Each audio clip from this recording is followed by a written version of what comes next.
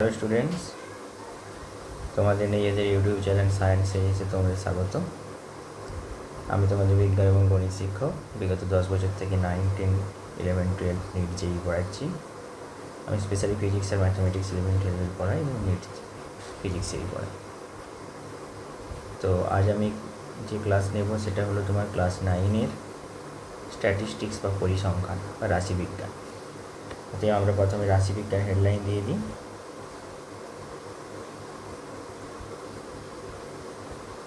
ওকে, তো রাশিবিজ্ঞান পড়তে গেলে আমাদের কী কী করতে হবে সেটা প্রথমে আমাদেরকে জেনে নিতে হবে, তারপরেই আমরা পড়ব। কেমন?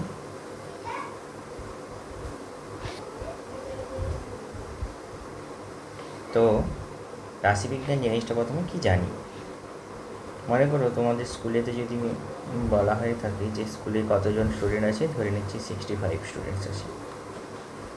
তাদের মধ্যে প্রত্যেকের ওজন আলাদা হবে, কারো কারো একই হতে পারে। তাহলে যদি ওজন প্রত্যেকের আমি চেক করতে চাই, প্রত্যেকের ওজন আমি একটা ডেটা অনুযায়ী পাশাপাশি লিখতে পারবো। সেই ডেটা অনুযায়ী 65 জনের ডেটা লিখলাম। ধরো তোমাদের ক্লাস 9-এ, তো 9-এর ওজন হার্ডলি 45 থেকে 55-এর মধ্যে বা 65-এর মধ্যে আছে, কথাই বলি, যেগুলো খুব মোটা সোটা হয়।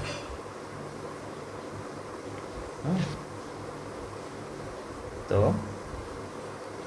তাহলে এই তো যে 65 জনের যে ওজনটা আমরা পাচ্ছি, ধরো কেজিতে যে ওজনটা আমরা নির্ণয় করছি, সেগুলো আমাদের কাছে কি কাঁচা তথ্য।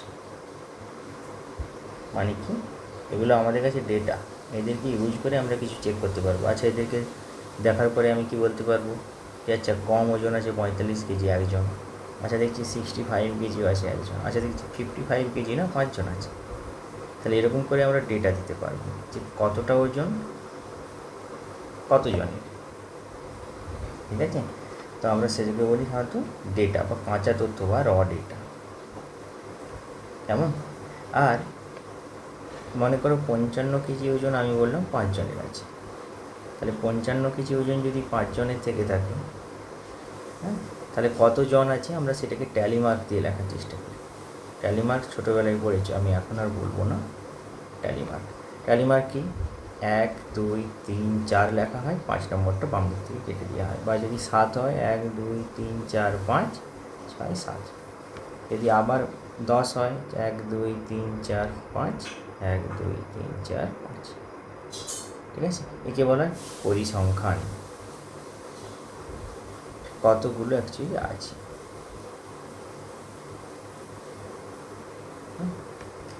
আর মনে করো ওজনটা তাহলে ভ্যারি করছে, একজনের 45, অন্যজনের 46, কারো ধরো 65, কারো ধরো 61, কারো ধরো 59, বিভিন্ন। তাহলে এগুলো সব চলরাশি, যেগুলো পরিবর্তনশীল হয় আমরা সেটাকে চল বলি। চলকে ইংলিশে বলে ভ্যারিয়েবল। তাহলে ভ্যারিয়েবল বা চলো। ওকে, মনে করো তোমাদের বাড়িতে 30 দিনে বাবা রোজ রোজ বিভিন্নভাবে রোজগার করেন। বাবা প্রথম দিন হয়তো 1000 টাকা করলেন, দ্বিতীয় দিন 500 টাকা, তৃতীয় দিন হলো কোনো খদ্দার আসলোই না দোকানে, আবার একদিন হয়তো 2000। এইভাবে করতে করতে আমি যদি চেক করতে থাকি, এগুলো আমাদের সব হচ্ছে ভ্যারিয়েবল। কতটা রোজগার হচ্ছে, এটা তো ওজন দিয়ে বললাম স্কুলে। যদি বলি ওজন না নিয়ে আমি উচ্চতা নেব তাহলেও হবে। যদি বলি ব্যবসায় প্রফিট কত, সেটাও হবে। মানে কত লাভ লস হচ্ছে সেটা চেক করতে পারবো। হ্যাঁ, এবারে আমি করব কি, দ্বিতীয় নম্বর পেজে যে আমি দেখব যে এই যে ভ্যারিয়েবল কথাটা লিখেছি না, ভ্যারিয়েবল কত ধরনের হয়। ভ্যারিয়েবল সাধারণত 2 ধরনের হয়, একটা বিচ্ছিন্ন ভ্যারিয়েবল আর একটা অবিচ্ছিন্ন ভ্যারিয়েবল। বিচ্ছিন্ন কথাটার অর্থ কি, মনে করো আমাদের পৃথিবীর উপরে, পৃথিবীতে কটা দেশ আছে, দেশের সংখ্যা, হ্যাঁ, সমুদ্রের সংখ্যা। আমাদের পশ্চিমবঙ্গ রাজ্য, নদী,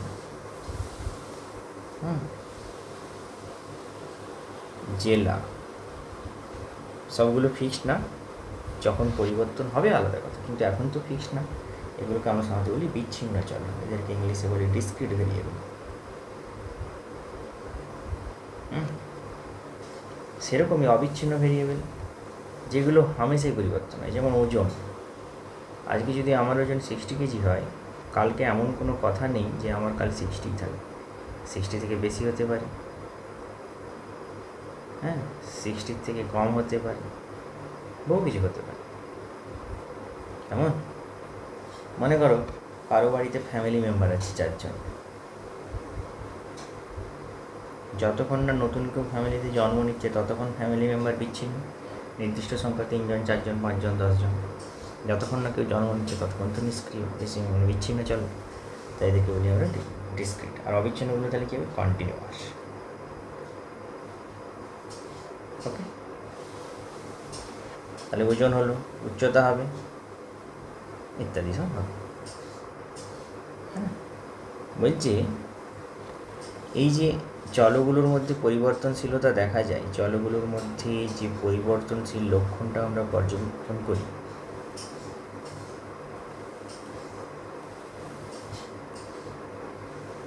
সেগুলোকে আমরা সাধারণত বলি ওই চলের অ্যাট্রিবিউট বা গুণ বা লক্ষণ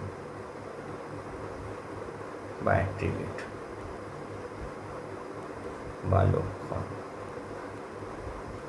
ওকে, তাহলে এটা আমরা পেয়ে গেলাম যে পরিবর্তনশীল লক্ষণ। যেমন আমি উদাহরণ দিয়ে দিই পরিবর্তনশীল লক্ষণগুলো কেমন। মনে করো ফ্যামিলি মেম্বার আছে,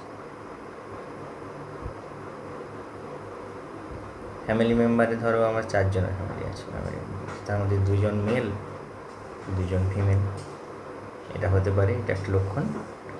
আবার মনে করো একটা সুইচ আছে, সুইচের 2টো মোড হতে পারে, একটা অন মোড একটা অফ মোড, তাহলে এগুলো তার হচ্ছে অ্যাট্রিবিউট। ওকে, আর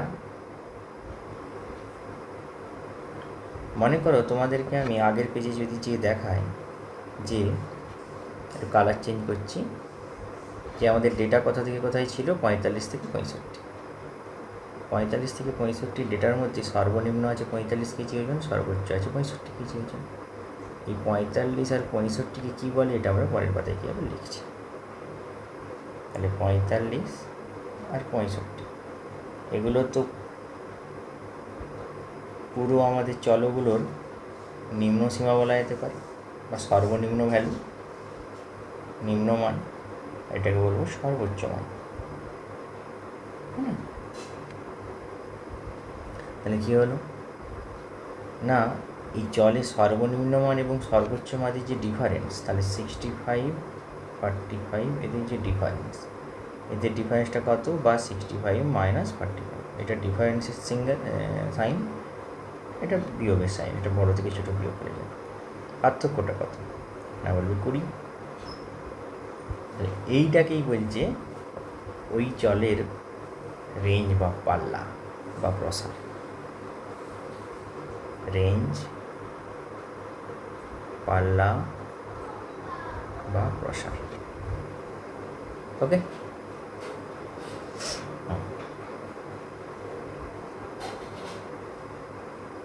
এবারে সাহায্য কী করা হয় না, আমাদের এই যে ডেটাগুলো আমরা পেয়েছিলাম এই 45 থেকে 65, আমরা কি করব, আমরা এই ডেটাটা খুব কম লিখেছি। মনে করো এই ডেটাটার রেঞ্জ হচ্ছে 45 থেকে 115 কেজি পর্যন্ত ব্যক্তি আছে আমাদের এখানে। এবারে স্কুল ছেড়ে আমরা একটু বড় ডেটাতে যাচ্ছি, তাহলে কী হবে, 45 থেকে 115।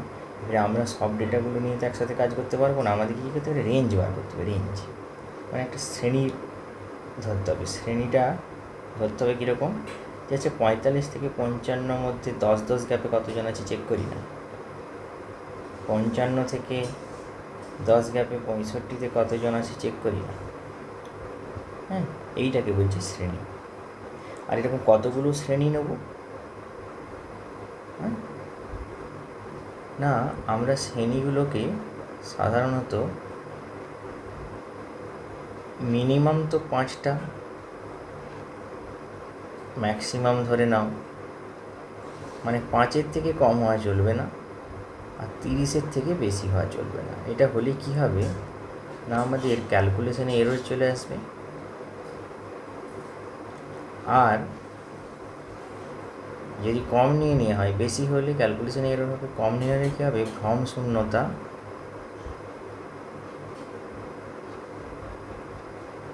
নষ্ট হয়ে যাওয়ার সম্ভাবনা থাকে।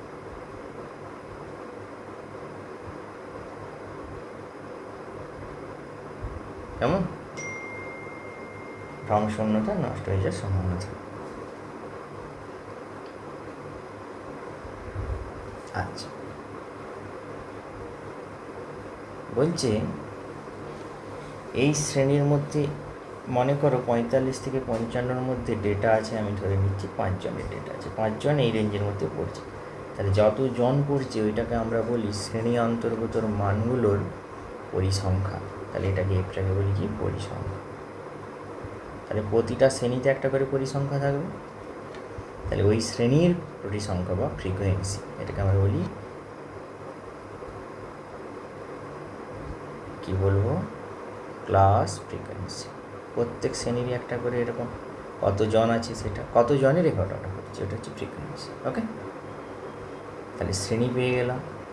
তাহলে শ্রেণীর অন্তর কত হবে না, এই যে 45 থেকে 55 ডিফারেন্স করলে যেটা হবে 10, এটা শ্রেণী অন্তর। তাহলে শ্রেণী অন্তর যেটা হবে সেটাকে আমরা বলবো সাধারণত ক্লাস ইন্টারভ্যাল।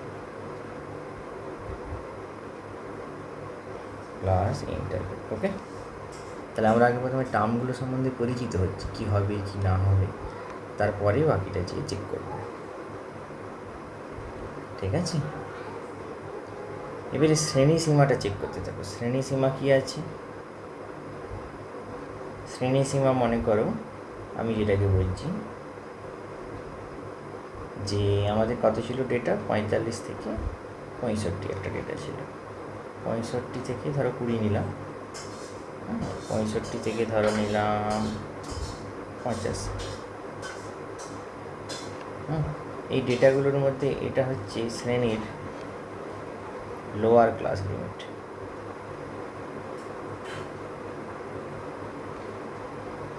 আর এটার মধ্যে হবে এটার মধ্যে 85টা হবে আপার ক্লাস লিমিট, বা এটা হবে আপার ক্লাস লিমিট। মানে কি, শ্রেণী সীমানার সর্বনিম্ন মান আর শ্রেণী সীমানার সর্বোচ্চ মান।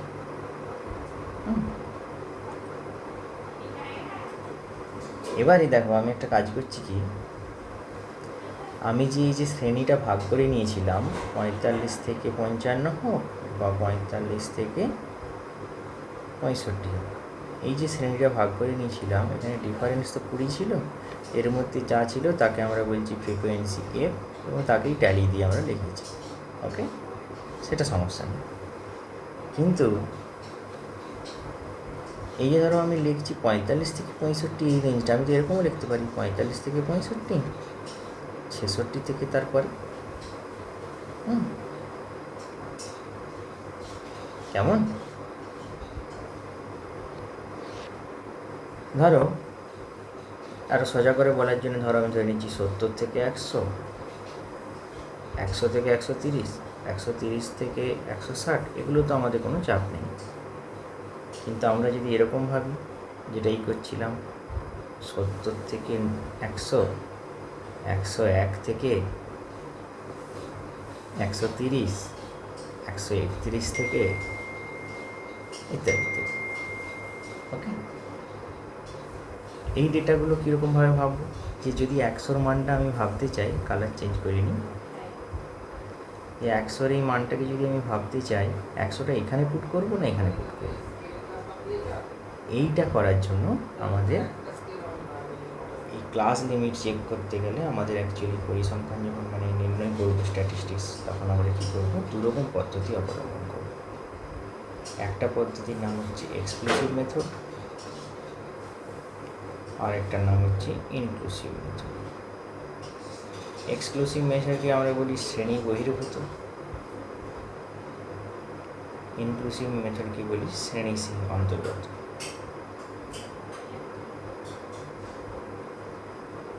কেমন? যেমন এক্সক্লুসিভে কী হবে, শ্রেণী বহির্ভূত 70 থেকে 130, 100 থেকে 130, মানে 100 যতক্ষণ আছে, হ্যাঁ, তখন আমি এই ডেটাতে না দিয়ে এটাতে দিয়ে দেবো, ম্যাক্সিমাম বলছি। কেমন, মানে 100 ডেটাটা আমি এখানে না লিখে লিখবো এখানে। আবার শ্রেণী অন্তর্গততে কী হবে, ধরে নাও আমি লিখছি 60 থেকে 69 একটা লিখলাম, 70 থেকে 79 একটা লিখলাম, তাহলে এখান থেকে 69-এর মধ্যে যারা পেলাম তারা, এখানে 70 থেকে 79-এর মধ্যে যারা, কিন্তু 69 থেকে 70-র মধ্যে কোনো ডেটা যদি থাকে তার কী হবে, তার হওয়ার জন্য আমরা এখানে আরেকটা পদ্ধতি অবলম্বন করি, এটাকে বলা হয় শ্রেণী অন্তর্ভুক্ত গ্যাপ। এখানে বলা হয় গ্যাপ। এই গ্যাপটা কীভাবে চেক করব না, এখানে ধরো 69 থেকে 70 চেয়েছিলাম এই গ্যাপে, কারণ আমরা স্টার্ট করেছিলাম কোথা থেকে, 60, 69, 70, 79, এই 69, 70-র মধ্যে যে গ্যাপটা, এই গ্যাপটা কত, মনে করি এটা ডি সমান 70 মাইনাস 69, অর্থাৎ দ্বিতীয় শ্রেণীর ক্ষেত্রে নিম্ন সীমা আর প্রথম শ্রেণীর ক্ষেত্রে উচ্চ সীমা, এই দুটো ডিফারেন্সকে আমরা ডি দিয়ে লিখছি। কেমন, ঠিক আছে। আর এই ধরনের কন্ডিশনে আমরা যে শ্রেণী সীমানা নির্ণয় করি না, আর এই ধরনের সীমানাটাকে বলছি ক্লাস বাউন্ডারি, মানে এই যে 70 এখানে 69 এদেরকে বলছে ক্লাস বাউন্ডারি। দেখো এর মধ্যে 70 কিন্তু কমন নেই, আলাদা আলাদা, যেন এদের বাউন্ডারি একটা ঠিক করে দিয়েছি। এদের মধ্যে লোয়ার ক্লাস বাউন্ডারিকে আমরা সাধারণত, ক্লাস বাউন্ডারিকে যদি আমি সিবি দিয়ে লিখি, লোয়ার ক্লাস বাউন্ডারি হবে lower class level, lower class limit minus d/2, D মানে কি, গ্যাপ বাই 2। তাহলে লোয়ার ক্লাস লিমিট যদি এখানে আমাদের থেকে থাকে 60 প্রথমটার ক্ষেত্রে, এই রাশিটার ক্ষেত্রে, তাহলে ডি কত এখানে 1, d/2 1/2 সমান হবে 59.5। দেখো 59.5 চলে আসলে, এটাকে আমরা লোয়ার ক্লাস বাউন্ডারি বলছি। তাহলে আপার ক্লাস বাউন্ডারিটা কীরকম করে করবো, আপার ক্লাস বাউন্ডারিটা করবো upper class limit plus d/2 সমান হবে 69 ওর ক্ষেত্রে প্লাস 1/2, 69.5। তাহলে তখন 59.5 আর 69.5 এই দুজনের মধ্যেতে আমরা পেয়ে যাব ডেটাগুলো, যেটা আগেও পেয়ে গেলাম ও পরেও পেয়ে গেলাম। ঠিক আছে, এই হচ্ছে কাহিনী। তাহলে আরেকটা জিনিস তো করা যেতে পারে, যে একটা শ্রেণীর মধ্যমানটা কী হবে। মনে করো একটা শ্রেণী হচ্ছে, আমি ধরছি 60 থেকে 69 বা 60 থেকে 70, এই শ্রেণীর মধ্যমানটা কত দেখে বোঝা যাচ্ছে এখানে 65 হবে। সেরকম করে এখানে করতে হবে যে নিম্ন সীমা প্লাস উচ্চ সীমা বাই 2। তাহলে এখানে কত হবে, হ্যাঁ বলো, 65.5 হবে কি, 64.5 হবে। কেমন, 64.5, এখানে হবে 65। তাহলে দেখো আগের ডেটারও পেয়ে যাচ্ছি, পরের ডেটারও পেয়ে যাচ্ছি। তাহলে এখানে কী করবো, মিড ভ্যালু আর ক্লাস মার্ক,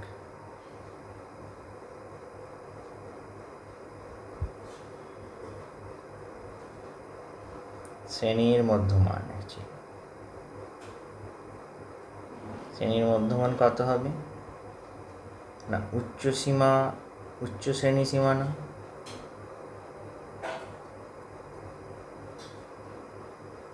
প্লাস নিম্ন শ্রেণী সীমানা বাই 2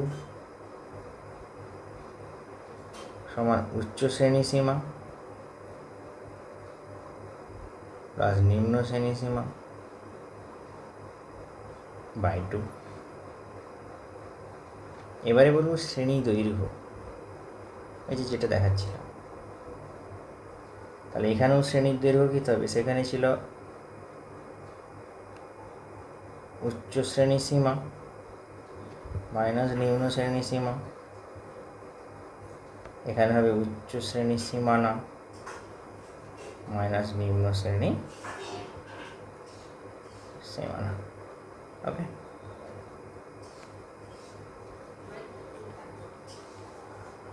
এবারে 2-3টে টার্ম আমাদেরকে একটু পড়তে হবে, সেগুলোকে কি বলছি না, মনে করো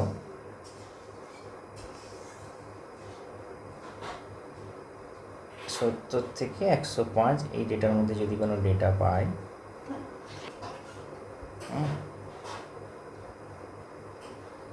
বলছি এখানে একটা কথা বলছি, এখানে তো কতগুলো ডেটা পাচ্ছি, এফ, মনে করো এফ পেয়েছি এখানে 7টা,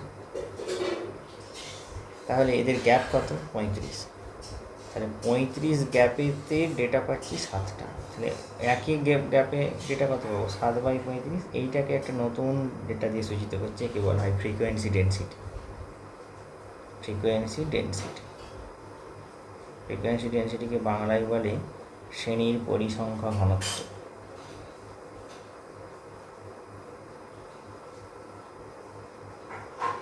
শ্রেণীর পরিসংখ্যা ঘনত্ব। ওকে, তাহলে পরিসংখ্যা ঘনত্বের অ্যাকচুয়ালি সূত্র কি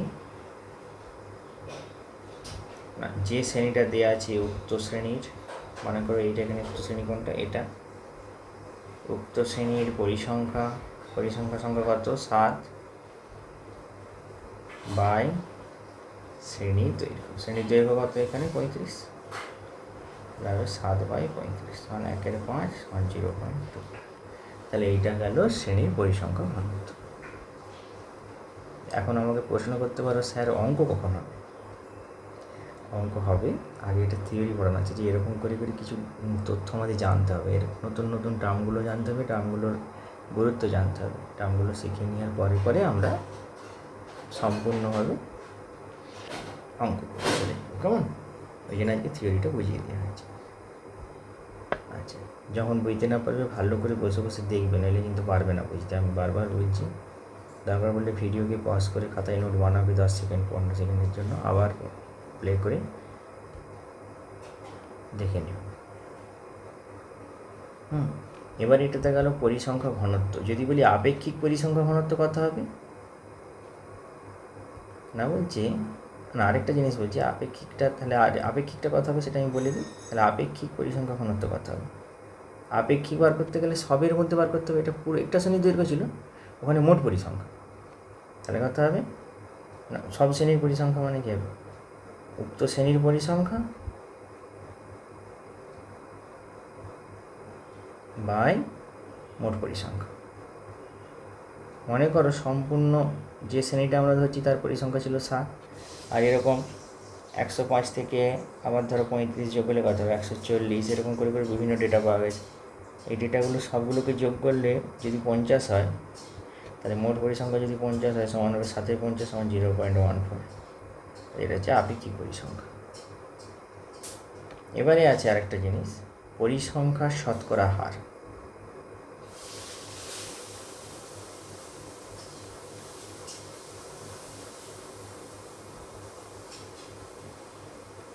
পরিসংখ্যার শতকরা হার বলছে কি না, যে রিলেটিভ পরিসংখ্যা পেলাম না আমরা, এটা রিলেটিভ পরিসংখ্যা,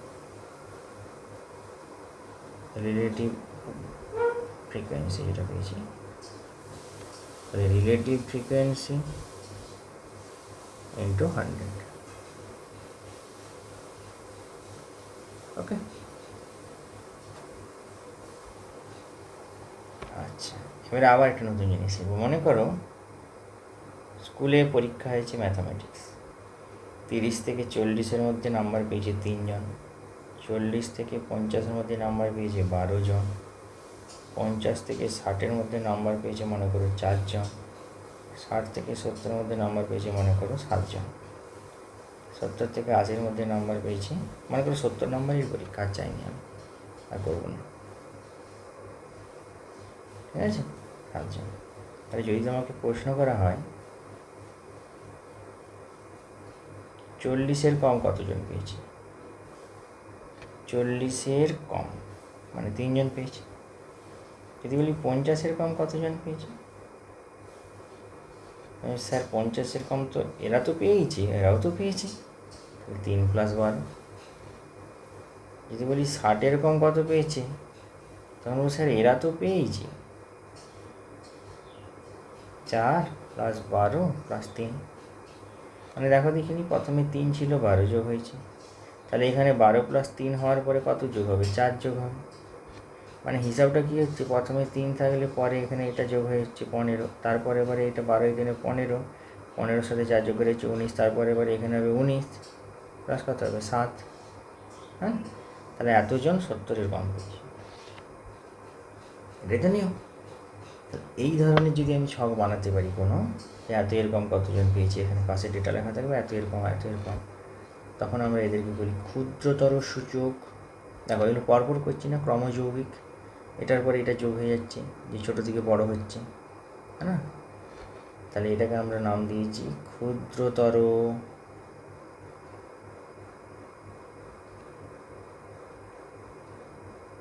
সূচক ক্রমযৌগিক পরিসংখ্যা বিভাজন তালিকা।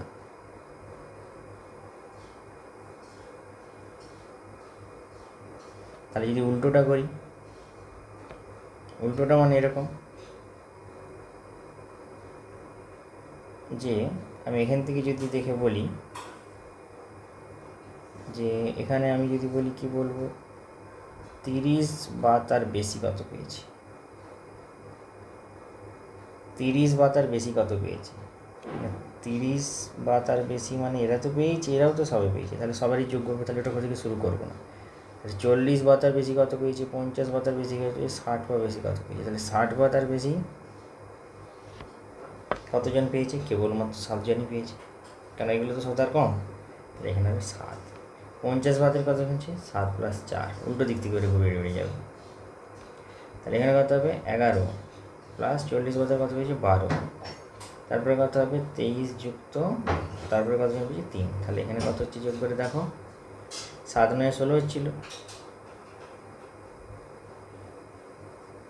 এখানে ছিল 26, এখানেও 26, দেখো এটা যোগ করলে 26 হচ্ছে, 7 9 16, এটা 26 হচ্ছে। তাহলে টোটাল সংখ্যা তো ফিক্সড থাকতে হবে আমাদের, সেটাই ঠিক আছে। আর এই ধরনের আমরা ইয়েকে বলি ক্ষুদ্রতর সূচক ক্রমযুগ পরিসংখ্যার বদলে তার নাম দিই আমরা বৃহত্তর সূচক